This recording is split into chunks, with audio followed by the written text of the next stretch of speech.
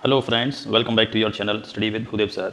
Friends, आज के session में हम लोग देखेंगे जो वर्ल्ड न्यूज़ में खबर चल रही है वो है Chinese military scientist claim huge breakthrough in laser weapon technology. Means Chinese military scientist ने दावा किया है कि उन्होंने लेजर वेपन टेक्नोलॉजी में बहुत बड़ी उपलब्धि हासिल की है। क्या उपलब्धि हासिल की है देखते हैं। अगली खबर है China's military claims to have new laser weapon that fire indefinitely without losing power and overheating.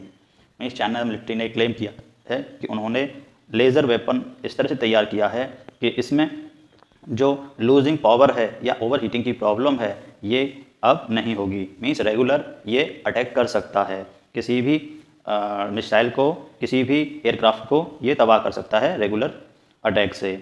New है the China's military has announce what could be a major breakthrough in energy weapon tech. तो एक China का newspaper है south China morning post, तो इसने इस खबर को बहुत फैलाया है कि national university of defence technology का कहना है कि उन्होंने चाइनीज़ एक्सपर्ट ने, चाइनीज़ आर्मी साइंटिस्ट ने ऐसा लेज़र तैयार किया है जिसमें अनडेफिनेटली मीन्स रेगुलर लेजर से अटैक किया जा सकता है। अक्सर क्या होता है जब लेजर को ज़्यादा टाइम तक रेज सेंड किया जाता है या अटैक किया जाता है उसमें हीटिंग की समस्या आ जाती है, टेम्परेचर उसका बहुत बढ़ जाता है जिससे जो वेपन्स होता है वो बहुत जल्दी ख़राब हो जाते हैं। लेकिन चाइनीज़ मिलिट्री का दावा है कि उन्होंने इस समस्या का समाधान निकाल लिया है। तो वन की रिपोर्ट है military expert China claim to have made a massive breakthrough in laser weapon technology by developing new cooling mechanism that allow high energy laser function infinitely।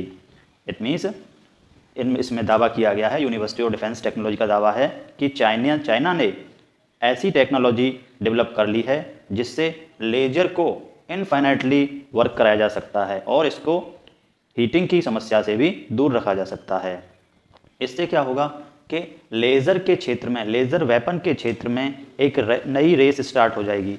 The bite का दावा है, arm race नाम करके ये उन्होंने खबर छपी है कि पहले इजराइल ने अपने लेज़र वेपन का प्रदर्शन किया, उसके बाद यूएस और भी कई सारे देश इस लाइन में हैं। तो अभी जो साउथ चाइना मॉर्निंग पोस्ट है उसने दावा किया है कि चाइना ने भी एक सबसे उन्नत किस्म का लेज़र वेपन तैयार कर लिया है। अगर ऐसा होता है तो निश्चित ही ये खबर बहुत ही इम्पोर्टेंट है, न केवल चाइना के लिए बल्कि पूरे वर्ल्ड के लिए। इससे यूएस, इंडिया और अदर कंट्री को भी वरीड होने की आवश्यकता है। तो इससे पहले देखते हैं लेज़र क्या होता है। तो लेज़र का फुल फॉर्म होता है light amplification by stimulated emission of radiation. Means विकिरण के उद्दीप्त उत्सर्जन द्वारा प्रकाश का प्रवर्धन।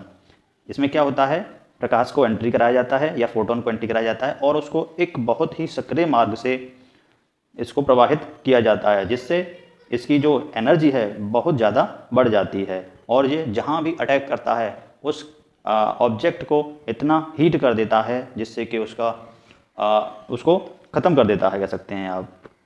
तो इस तरह से ये लेज़र काम करता है। लेज़र के बारे में ज़्यादा जानने के लिए हम दूसरा वीडियो बना देंगे। नेक्स्ट है लेज़र हथियार। तो लेज़र हथियार एक प्रकार का निर्देशित ऊर्जा हथियार है जो क्षति पहुंचाने के लिए लेज़र का उपयोग करता है। काफ़ी टाइम से इस पर रिसर्च चल रहा है और काफ़ी साइंटिस्ट इसमें सक्सेस भी हुए हैं। इजराइल ने हाल ही में इसका प्रदर्शन किया है। और तो क्या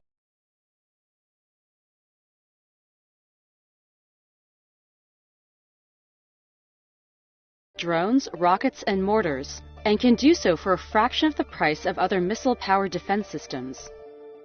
The Iron Beam is an experimental project built by Israel. It could be used in conjunction with the Iron Dome, which launches rockets and is considered one of the most advanced air defense systems in the world. Israel says the Iron Beam could enhance its protection against threats from Iran's allies in Lebanon and Gaza. But some defense experts say the technology has several weaknesses, including its short range. To perfect the system, Israel is said to be seeking support from the US, where the government is also working with some companies to develop similar technologies.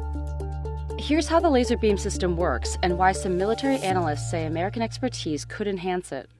The Iron Beam is composed of a laser gun located on this swiveling unit, a surveillance system that tracks incoming threats, and a command center where operators give directions. Israeli officials say the laser gun fires a fiber optic beam that uses 100 kilowatts of power. That's around the same amount of electricity that the average US household uses in 3 days. Here's what it looks like in action. This footage from the Israeli Defense Ministry shows the laser striking down a rocket. Israel's goal is to integrate this weapon into its arsenal and also save some money. That's according to military analysts who say the laser would allow the country's army to reduce its reliance on the more expensive Iron Dome. One interceptor missile fired from the Iron Dome can cost $50,000 or more. In contrast, Israel's departing Prime Minister Naftali Bennett said the Iron Beam could do the same thing for as little as $2. That's Uzi Rubin, a defense engineer and military analyst. Years ago, he developed earlier defense systems for Israel. He says the Iron Beam, despite all its advantages, has a lot of issues to overcome. Let's start with the weather. The issue is that the system's sensors can be hampered in rainy and cloudy conditions.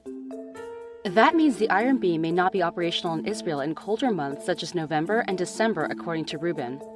Another vulnerability is said to be the range. The beam loses power as it travels through the air, making its impact on the target less powerful. It's known as the bloom effect. When it hits the air, it starts blooming. The beam widens up. And after a while, it's so diluted that it doesn't have an effect. And then there's the speed at which it can take down objects. The period of dwell time before the laser damages its target makes it slower than the Iron Dome. That process could take a few seconds and hamper its ability to combat multiple incoming rockets, Rubin says.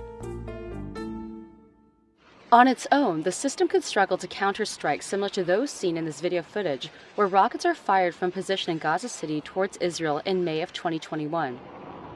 Still, Israeli officials said the Iron Beam could be deployed early next year. Israel's project comes amid a global wave of interest in laser-powered weapons.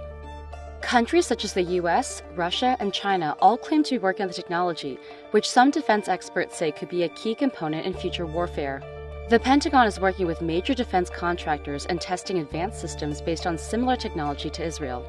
And some US tools are estimated to be capable of firing a 300 kilowatt laser, which is more laser weapon में laser के माध्यम से किसी भी missile या aircraft पर attack किया जाता है, जो कि उस मिसाइल या एयरक्राफ्ट को या तो पिघला देता है या उसमें विस्फोट हो जाता है, और इसमें बहुत ही कम लागत में इसका प्रयोग किया जा सकता है।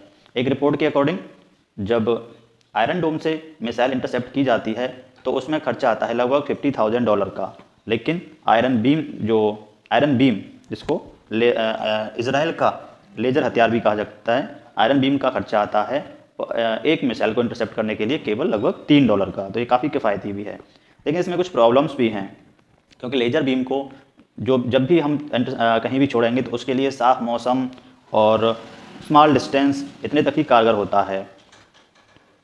मीन्स धूल, धुआं, बारिश, बर्फ़, ये सब है, सभी जगह ये काम नहीं करता है, इसके लिए बहुत प्रॉब्लम होती है। तो अब ये तो हो गई वर्ल्ड की, लेकिन इंडिया इस क्षेत्र में क्या कर रहा है, तो इसके लिए भी पिछले महीने कुछ रिपोर्ट्स आई थी, जो मई 2022 की रिपोर्ट है। Durga 2 India's hidden laser weapon has involved challenge persist. Means जो DRDO है वो भी डायरेक्ट एनर्जी वेपन्स में वर्क कर रहा है, जिसको नाम दिया गया है दुर्गा 2। हालांकि कितना सच है अभी तक इसका कुछ कहा नहीं गया है, क्योंकि अभी तक कभी भी इसको शो नहीं किया गया है, ना ही कोई इसका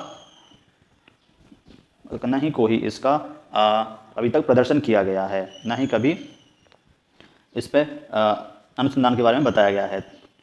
laser beam DRDO begins work on new weapon system like laser beam and high power microwaves।